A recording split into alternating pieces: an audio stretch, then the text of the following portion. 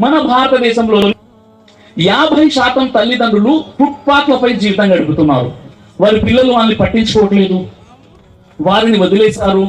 వారి ఆరోగ్యం చెడిపోతే హాస్పిటల్లో చేర్పించడం లేదు, వారికి వైద్యం కోసం డబ్బులు ఇవ్వట్లేదు.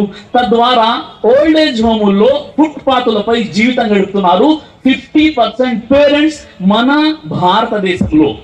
మహాప్రవక్త ముహమ్మద్ సల్లల్లాహు అలైహి వసల్లం తెలియజేశారు, తల్లి పాదాల క్రింద స్వర్గం ఉంది, తండ్రి స్వర్గానికి ద్వారం లాంటి వాడు.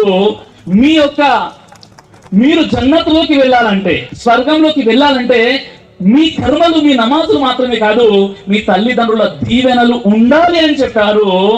అలాంటప్పుడు ఈ రోజు తల్లిదండ్రుల్ని కని పెంచి విద్యా బుద్ధులు నేర్పించి వారి యొక్క రక్తాన్ని చెమటగా మార్చి మీరు పైకి రావడానికి మేము ఇబ్బందులు సమస్యలతో జీవితం గడిపాం. మా పిల్లలు అలాంటి సమస్యలు, అలాంటి ఇబ్బందులు పడకూడదని చెప్పి తల్లిదండ్రులు ఎవరైతే